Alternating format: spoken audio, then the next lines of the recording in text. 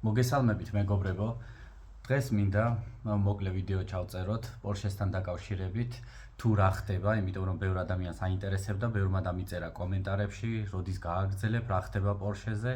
ამიტომ მინდა გაგიზიაროთ უბრალოდ ამჟამინდელი მდგომარეობა, რა პრობლემები არის,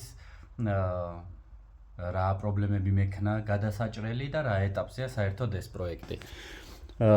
მოკლედ, შემექმნა საკმაოდ დიდი პრობლემა ძრავთან დაკავშირებით, რა ვიდეოც ნახეთ, მაშინვე გაჩვენეთ, რომ დაზიანება ჰქონდა ჩემს ეს მუხლა ლილს, ეგრეთ წოდებულ კალენვალს. წავიღე სპეციალისტთან, ვინც თვითონ უნდა გაჩარხოს, გააკეთოს, გაასწოროს, შეამოწმოს, მოკლედ მივიტანე დაახლოებით 2 კვირა დაიკარგა იქ, რადგანაც 2 კვირის განმავლობაში იყო მან ვერ მოიცალეს რომ შეემოწმებიათ და 2 კვირის შემდეგ, ჩემი 1000 დარეკვის შემდეგ, როგორც იქნა შეამოწმეს. და მითხრა რომ ეს ჩემი ეგრეთ წოდებული კალენვალი იმ დონეზე იყო დაზიანებული, რომ ვერ გააკეთებდა. რადგანაც ამ ადგილას, სადაც დაკაწრული იყო, კარგად რომ შეამოწმეს, ბზარები ქონდა ამ ადგილს და კიდევ მითხრა რომ არ იყო 100%-იანი სწორი, იყო გადაღუნული. საერთოდ კეთდება ეს გადაღუნული კალენვალებიც, მაგრამ ჩემ შემთხვევაში მითხრა რომ აზრი არ ქონდა მის რემონტს, ან კიდევ თუ დაიწყებდა მის გაკეთება ძალიან ძვირი დაჯდებოდა. მოკლედ მივედი იმ გადაწყვეტილებამდე, უпростоრად მინდოდა თუ არ მინდოდა, ჩემი გადასაწყვეტი არ იყო, რადგანაც გამოუვალ მდგომარეობაში ჩავარდი და გადავწყვიტე კალენვალის შეძენა. ახალი თავიდან მეგონა რომ 4500 евро ღირდა, მაგრამ შევცდი 8500 თუ 8700 евро ღირს ახალი.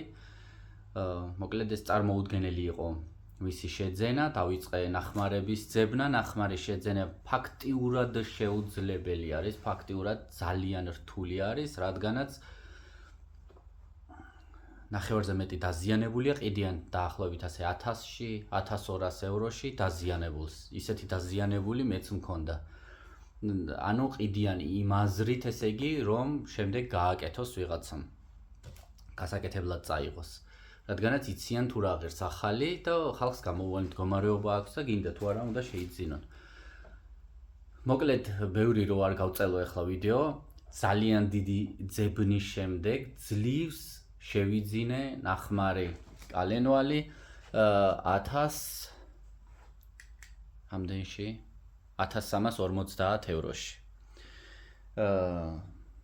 რაღაც 1-2 ვარიანტი იყო პირადად ვინც ყიდიდა, არ მინდოდა პირადად შეძენა, რადგანაც გადაურიცხავდი ფულს, არ ვიცოდი ვის ისეთ ადამიანს, საერთოდ გამომიგზავნიდა თუ არა, ისიც აკითხავი იყო, თუ გამომიგზავნიდა მე რა მდგომარეობაში იქნებოდა და ასე შემდეგ.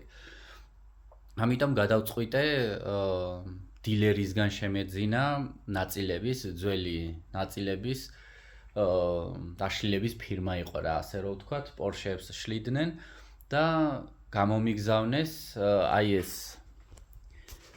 ვალი, რომელსაც აი აქ ხედავთ, რომელიც არის 2.7-იანი ძრავის. ბოქსტერის, ოღონ 2.7-იანი ძრავის. ჩემი არის 3.2-იანი ძრავი, ვისაც არ გიყურებიათ წინა ვიდეოზე ან არ გახსოვთ. 2.7-იანი, 3.2-იანი და 3.4-იანი 911-ის არის ერთი და იგივე ვალი. ნაწილის ნომერი ზუსტად ჩემი მიდიოდა, მითხრა რომ დამტრეული იყო მანქანა და იმის გამო დაშალეს და იდეალურ მდგომარეობაში იყო ძრავი და მუშაობდაო და ნაწილებად გაყიდეს, რადგანაც ნაწილებში ბევრად მეტ თანხას ამოიღებ გერმანიაში Porsche-დან, ვიდრე მთლიანი ძრავის გაყიდვაში. ეხლა რაც შეეხება ხო 30 დღე მქონდა ვადა, რომ შემემოწმებია და გამეგზავნა ისე უკან თუ არ ვარგოდა. დავურეკე, ვუთხარ რომ მეც უეჭველი მინდოდა 100%-ით, იმიტომ ყიდულობდი, გადავურიცხე თანხა, გამომიგზავნა ეს კალენვალი შევპირდით. ეს შემპირდა რომ თუ რაღაცა დაიბრუნებდა უკან თუ დაზიანება ექნებოდა. მოვიდა, მე მიკრომეტრით მთლიანად გავზომე, შევამოწმე ყველაფერი ნორმალურად იყო, ასევე ცემაზე შევამოწმე, გადაღუნული ხო არ იყო, არ ქონდა ამასაც არანაირი პრობლემა ამ ხრივაც და დავიტოვე ეს ვალი. ეხლა ჩასმული ამ თავის ჩარჩოში უკვე ახალი ეგრეთ წოდებული კლადიშები, თავისი მთავარი კლადიშები რაც არის აი ამ ადგილებში, ყველა ახალი აყენია, აქაც რა თქმა უნდა ახალი კლადიშები დაყენდება ეგრეთ წოდებულ შატუნებზე. აგერ არის ეს პორშინები, ეხლა ვისაც ეს ხლა ამაში ეჭვი შეეპარება რომ რაღაც ბინძური ან რაღაც ბინძური არ არის, ეს ზეთისგან შეფერილია, მაშინ უნდა ჩადოთ სპეციალური ულტრაშალის ისინი რასაწმედები იმაში და უკვე იდეალურად რომ ასეთი ვერცხლისფერი გახდეს მთლიანად. მაგრამ თავარი ჭუჭყი არა აქვს ზედ, მტვერი არა აქვს, ან რაღაცა მსგავსი, ამიტომ ვტოვებ ასე, როგორც იმ BMW-ს ძრავი გავაკეთე 36-ის, რომ ასე რომ ვთქვათ, გავლოკე ის ძრავი და გარედან შეღებილი და ეს ის, მაგას არ ვაპირებ, მინდა რომ უბრალოდ სუფთად, კარგად, მტვრის გარეშე, ნაგვის გარეშე აეწყოს, ყველაფერი ახალი იყოს და მუშაობდეს რა. გარედან ვიზუალი ამის ახლა ამ ეტაპზე არ მაინტერესებს. რაც შეეხება პორშინებს, პორშინები დარჩება ეს ძველი პორშინები, აქაც ეს შეფერილობები რაც აქვს, მეტი უკვე რეცხვით ვერ მოვაშორე, მაშინ ესეც იმ ულტრაშალში უნდა ჩაიდოს, ამიტომ არაუშავს დარჩება ასე. აქ ყველაფერი მთლიანად გამორეცხილია, გაწმენდილი ეს ზეთის კანალები. ახალი კოლიცოები აქვს დაყენებული, ყველა ნაწილი, რაც დაყენდა, ეგრეთ წოდებული კლადიშებიც არის, ყველაფერი ორიგინალია, კოლბენ შმიტის ფირმის უყენია ქარხნიდან, ყველაფერი კოლბენ შმიტის არის. ახალი კლადიშები აყენია აქ, როგორც ხედავთ, რაც შეეხება ამ დაზიანებულ ცილინდრზე, აი ეს არის მეხუთესი დაზიანებულ ცილინდრზე, რომელიც ეყენა, აი ნახეთ ამას ამ შატუნს როგორი ის აქვს, ახლა მომწვარივით. ეს თვითონ იმან მითხრა, ვისთანაც ეს კალენვალი მქონდა კიდევ მიტანილი, რომ არავითარ შემთხვევაში ეს არ დამეყენებია და შემეძინა სხვა ნახმარი. კარგ მდგომარეობაში, ამიტომ ახალი ეს არ იყიდება, მაშინ სხვა რაღაც ფირმის უნდა იყიდოთ ან გაძლიერებულები ან რაღაც, ამიტომ შევიძინე ესა. ესეც 2.7-იანი ძრავიდან არის, იგივე ნომერაციით ყველაფერი, აგერ ჩასმულია მაშ უკვე ახალი კლადიშები, ამას მოვაშორებ, გადავაგდებ და დაყენდება ეს შატუნი. კარგი, ეს რაც შეეხება, ხო, ამ ვალს, ვალი დაყენებულია, გადაჭერილია იმ ნიუტონმეტრებით, რაც საჭირო არის, ვისაც აინტერესებს 20 ნიუტონმეტრით ეჭირება პირველი და შემდეგ 90 გრადუსით ყველაფერი რო გადაუჭირო უბრალოდ იმიტომ დავმეტკე ესენი. იწყება აქედან პირველი, მეორე, მესამე, მეოთხე, მეხუთე, მეექვსე, მეშვიდე, მერვე, მეცხრე, მეათე, მე11, მე12, მე13, მე14. შუიდან ვუჭერთ გარეთა მიმართულებით, რომ სწორად გადაეჭიროს ყველაფერს და როდესაც კარგი, ახალი შატუნები კი არა, კლადიშებია ჩაყენებული, დაზეთილი ახლა ყველაფერი, გადაჭერილი, როდესაც არის ყველაფერი იდეალურად, აი ნახეთ როგორ ტრიალებს.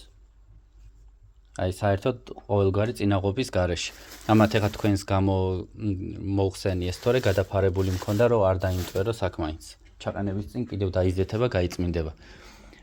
ესენი ბლოკებიც მეტნაკლებად აი ასე გაწმენდილი მაქვს, შიდა მხარეები, აქაც ეს სიყვითლეებს, რასაც ხედავთ, ჭუჭყი არ არის, უბრალოდ სხვანაირად მეტი ვერ მოვაშორებ ამას, ვერანაირად. ესეც მაშინ ისე სპეციალური იმით უნდა გაირეცხოს, ამიტომ ამასაც და აწყობის დროს კიდევ ამოიწმინდება, გაიწმინდება. ეს ადგილები ყველაფერი დასუფთავებული არის, ზედაპირები დასუფთავებული არის, აქაც რა თქმა უნდა ახალი ეს პრაკლატკები ყველაფერი დაყენდება, გარედან აწყობის შემდეგ გავწმინდა თვითონ ძრავს, გარეთა მხარეებს რა. მერე რომ არაფერი არ ჩაიყაროს, ხო? აქ რაც შეეხება ახლა დანარჩენებს, ესენი ყველაფერი შეფუთქული მაქვს აქ. აი რასპრედვალებზე ესენი ახლები დავაყენე, შევცვალე ეს ეგრეთ წოდებული ბაშმაკები პლასმასით, რაც მოძრაობს. ხო, დანარჩენი აი ესენი, რაშიც ჯდება შემდეგ ეგრეთ წოდებული ტალკატელები, ესენის გაწმენდილი გასუფთავებულები აქ დევს, კარტერი გაწმენდილი გასუფთავებული აქ არის. ხო, დანარჩენი ეს ეგრეთ წოდებული EMS-ის ესეც მოვაგვარე ის პრობლემა, ამოუპრესე და ახალი ჩაუპრესე, თვითონ ტექნიკურ საკითხებზე მე დაგელაპარაკებით, უბრალოდ მინდა რომ გაჩვენოთ თუ რა ეტაპზეა ყველაფერი. აქაც გაწმენდილი მაქვს ყველაფერი, ზედაპირი, ძრავის ზედანაწილის, როგორც ხედავთ, კლაპნები მთლიანად მოშორებულია ნადებისგან, გასუფთავებული არის, კლაპნის სალნიკები შეცვლილი არის, კლაპნები ახალი მიხეხილია ყველაფერი თავის ადგილზეა. აი აქ ეს ვალიც აწყობის დროს შემდეგ გაჩვენებთ, ყველაფერი თავის ადგილზეა დაყენებული. ნაწილებს რაც შეეხება, ნაწილები ფასებზე შემდეგ დავილაპარაკებთ. წარმოუდგენლად ძვირი არის ყველაფერი, არანორმალური ფასია ნაწილები. ახალი ნაკრები მთელი ძრავის პრაკლატკების, ახალი ალების სანთლები, ბაბინები, ყველა ახალი ზეთის პომპა ორიგინალი. რა ვიცი, ყველაფერი, ყველა ბაშმაკები, არც ერთი არ იქნება პლასმასი, ძველი, ყველაფერი განახლდება.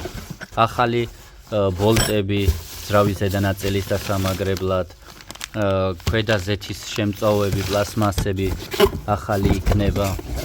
ასევე, რა ვიცი, რა მოკლედ რაც არის, ყველაფერი დაყენდება ახალი ზეთის გამაგრილებელი არის. მოკლედ ძალიან ბევრი ნაწილი არის. რაც ძალიან ძვირი ღირს. ნახეთ შველი. შეხედეთ. ნახეთ. უკვე მე რამდენჯერ ხედავ აქ შველს. აუ რა მაგრად გამიმართლა, ეხლა რომ გაჩვენეთ. ხედავთ? ნახეთ რა ლამაზია, რა პატარა. ხალხო ვართ, სადღაც ტყეში კი არა ვართ. ქალაქში?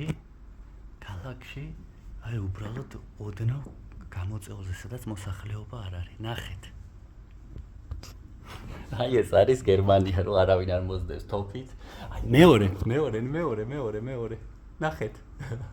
ლედ მეგობრებო, შველი ნახეთ, მანქანის ნაწილებიც ნახეთ.